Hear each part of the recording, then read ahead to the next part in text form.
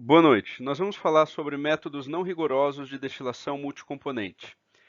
O método mais clássico, mais tradicional que é aplicado é o método de Fensky, Underwood, Gilliand, Kirkbride, e nós vamos ver aqui nessa apresentação a primeira parte desse método.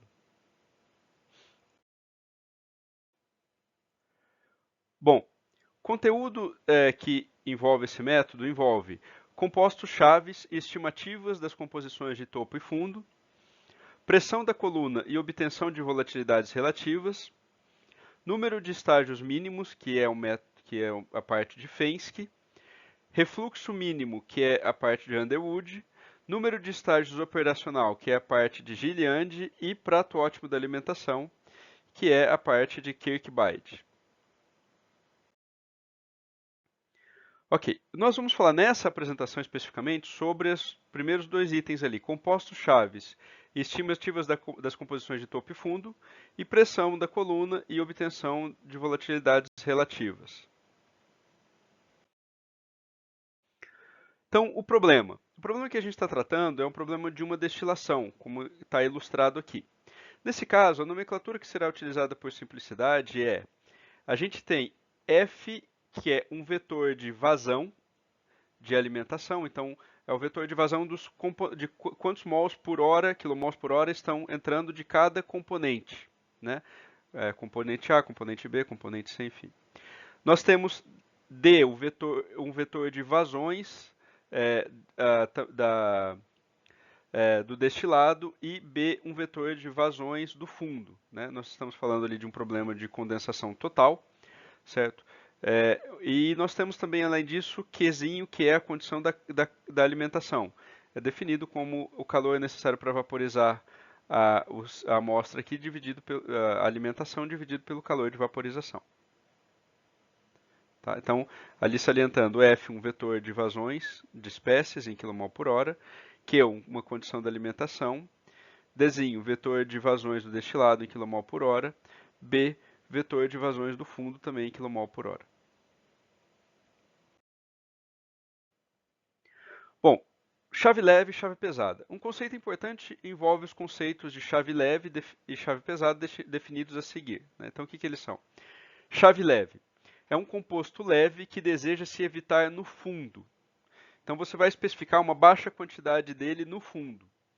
Então, como ele não está presente no fundo, ele está saindo todo no topo. Ele é leve, mas idealmente ele seria um dos mais pesados ou mais pesado dos leves ali, né? Chave pesado, ele é um composto pesado que deseja se evitar no topo. Então você vai especificar uma pequena quantidade dele no topo. Então ele está saindo predominantemente todo no fundo. Então dos pesados ele é um pesado, mas dos pesados ele é o mais leve. Tá? De forma ilustrativa aqui, a gente tem uma separação, por exemplo, butano, pentano, hexano, heptano, octano, né? E a gente vai querer dividir esses caras aqui na coluna, e aí nós vamos definir aqui, por exemplo, o C5 como chave leve.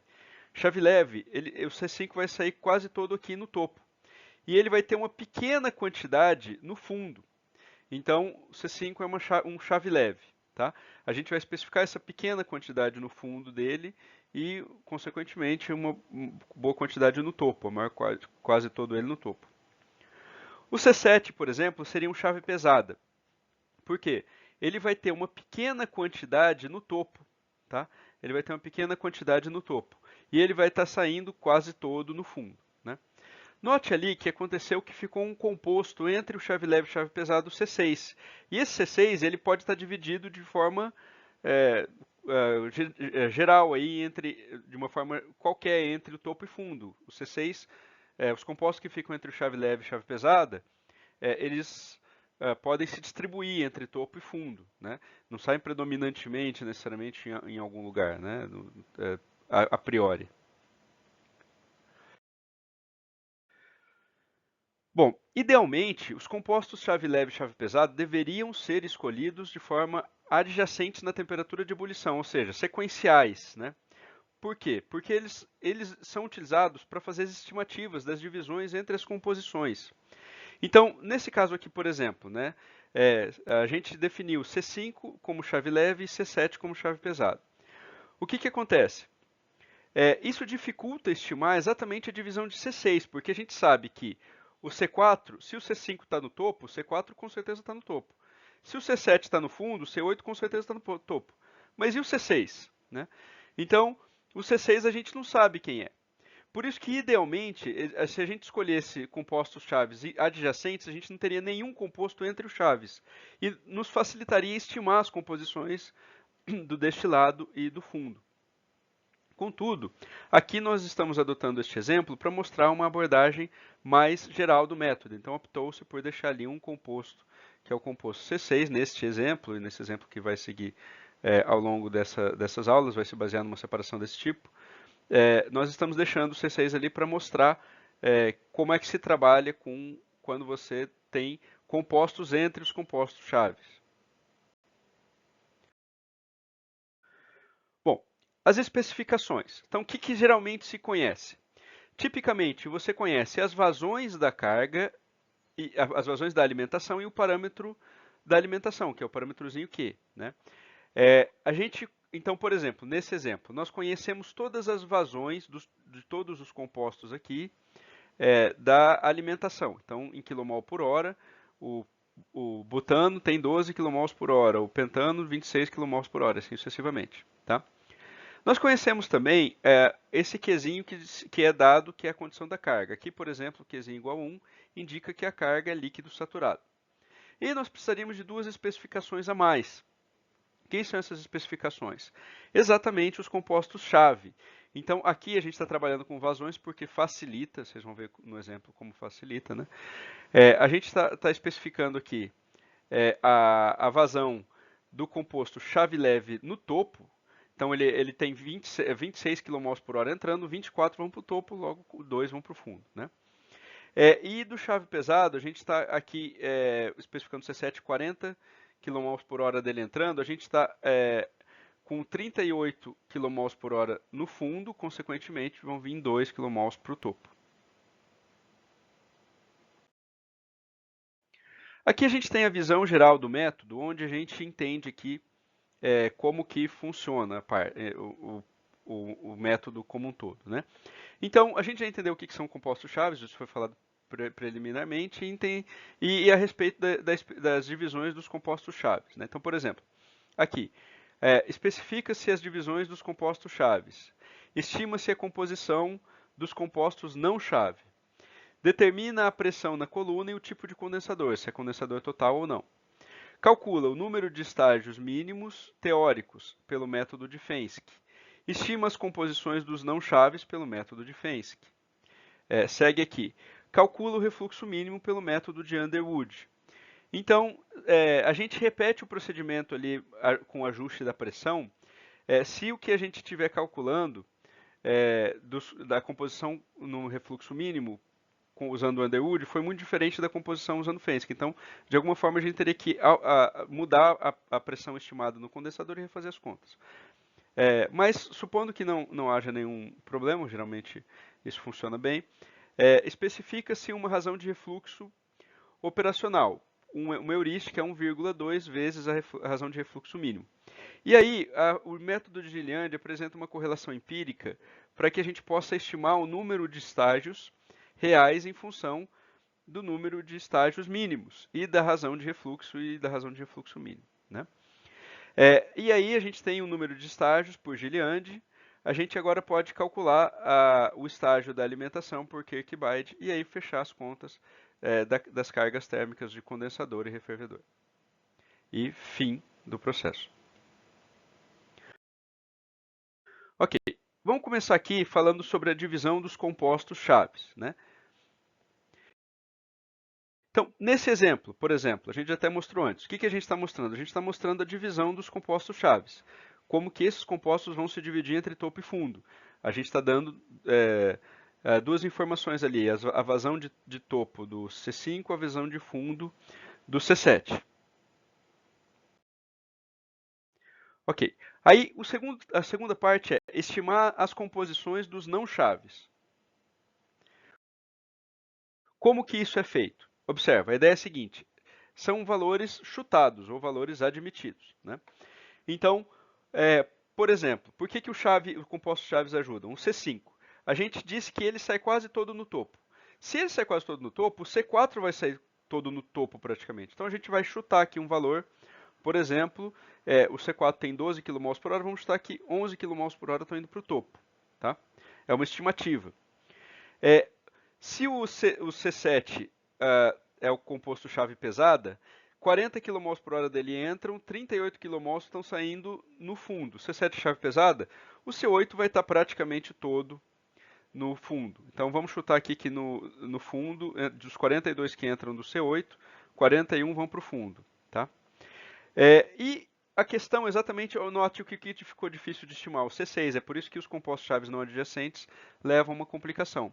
Ele tem 30 kmol por hora de alimentação. Vamos estimar ou chutar que são 15 mols no topo, 15 mols no fundo. Bom, como a gente sabe que o que está entrando tem que ser igual ao que está saindo, a gente pode completar a tabela ali, né? Então, o C4 entram 12 kmol por hora, 11 para o topo, 1 para o fundo. O C5, 26 kmol por hora, 24 para o topo, 2 para o fundo, e assim sucessivamente para todas as espécies que estão ali. Então, a gente tem estimativas das composições de todas as espécies. Bom, agora a gente entra aqui com a questão da determinação da pressão da coluna e tipo de condensador. Né? Tipo de condensador, geralmente é admitido o condensador total. Né? Para esse caso aqui, se você tiver um volátil, alguma coisa, você pode, um composto um pouco mais volátil, você pode ter uma condensação parcial. Né? Vamos seguir o método, a gente está querendo ilustrar o caso mais básico do método, então seguimos aqui a princípio com condensador total, mas vamos entender como que isso funciona. Como que se determina a pressão de operação? Né?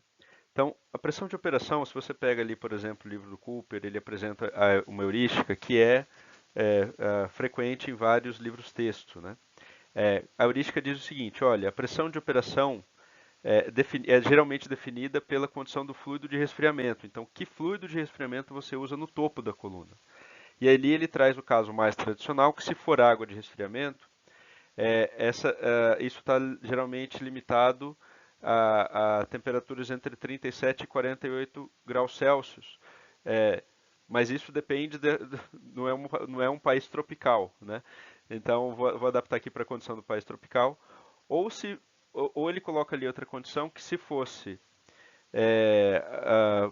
a pressão máxima do refrigerador, que seria 150 psi, utilizando vapor, ele daria 366 vapor de aquecimento, 366 Fahrenheit ali aproximadamente 185 graus Celsius, tá? Então, só para salientar aqui, qual que é a ideia? A ideia é a seguinte: você tem um condensador de topo e se você utilizar água, né, num cenário brasileiro, por exemplo, você tem uma entrada aproximadamente a 30 graus Celsius, uma saída aproximadamente ali a 40 graus Celsius, alguma coisa do tipo. Então, você teria ali o seu fluido tendo que estar acima dessa temperatura, aproximadamente ali em valores de 50 graus Celsius, por exemplo. E ali ele, sendo um condensador total, esse cara aqui vai ser um líquido saturado, a gente conhecendo a temperatura e a composição, a gente poderia determinar a pressão pelo ponto de bolha. Salientando que isso é apenas um critério, mas a pressão de operação é um critério um parâmetro que na verdade se torna um parâmetro econômico de otimização. Né? Você pode fazer um estudo de qual pressão se torna o custo de operação da coluna como um todo mais barato. Isso aqui é apenas uma heurística. Né? Mas é uma heurística bastante frequentemente encontradas em livros textos. Tá? Bom, então para ilustrar aqui o funcionamento do método, a gente tem aqui uma planilha já mais ou menos pré-preparada, onde a gente tem a condição da alimentação, as vazões de destilado e as vazões do fundo, certo? Então, aqui a partir desses dados, a gente pode obter, por exemplo, a fração de destilado. Né? A fração de destilado de cada espécie seria a vazão de uma espécie pela vazão total. Né? Então, ali a gente poderia obter as vazões de destilado. Aqui é a soma vai dar um unitário. Né? Bom, a pressão vai ser determinada, no caso, a partir da base da fração de destilado, da fração de destilado. Como aí existe aqui, por exemplo, um site que faz essa conta, é o QCalc. Vocês podem utilizar o simulador que é um pouco mais direto, né? Então, lá no QCalc, só para mostrar, aqui tem a cara do QCalc, né? Então, a gente pode, ele faz cálculos para compostos mais padrão, né? Então, aqui a gente tem vazões e fração. O que importa lá são proporções. Então, eu vou usar a vazão porque está mais direta. Ele vai fechar a mesma proporção entre as espécies, né? Então, o componente 1, no nosso caso, são 5 componentes. Primeiramente, são 5 componentes, né? O componente 1, no nosso caso, é butano. O componente 2 é pentano. O componente 3 é hexano. O componente 4 é heptano. O componente 5 é octano, né? E aí vamos colocar, ele tem aqui as pressões críticas, temperaturas críticas, fator acêntrico e uma composição aqui, um valor de molar, aqui quantos mols tem da espécie. A gente vai utilizar o que está ali da tabela, eu vou usar os mols direto porque as frações ficaram quebradas, os dois dariam a princípio o mesmo resultado, né? Então é 11, 24, 15, 2 e 1. Então 11, 24, 15, 2 e 1, né? O que a gente quer fazer aqui no cálculo? A gente quer fazer o bolha P. Eu quero informar a temperatura e a composição e pegar o ponto de bolha, composição do gás e pressão. Então, e qual que é a temperatura?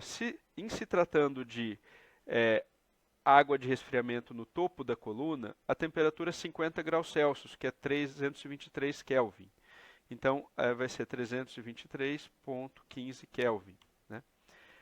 E aí, a gente vai ter ali a pressão calculada. Observa, ele calculou a pressão.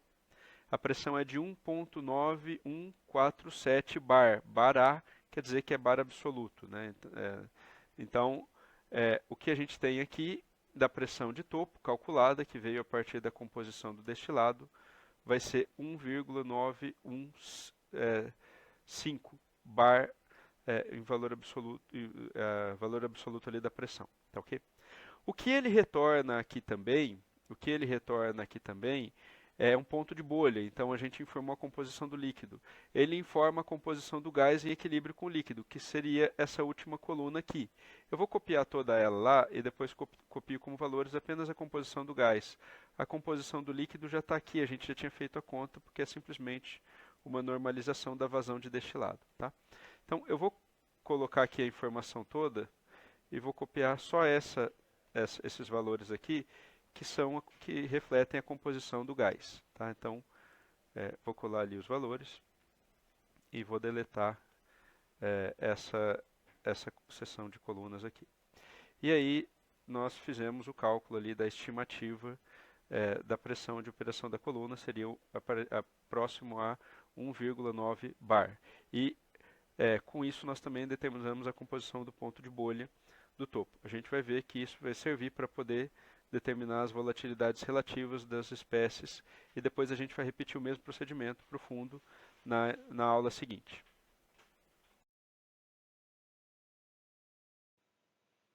Ok. Então, nós vamos dar continuidade. Aqui está a bibliografia consultada, mas nós já determinamos a pressão da coluna e estimamos os compostos chaves ali. Dando sequência, a gente vai seguir para a segunda parte.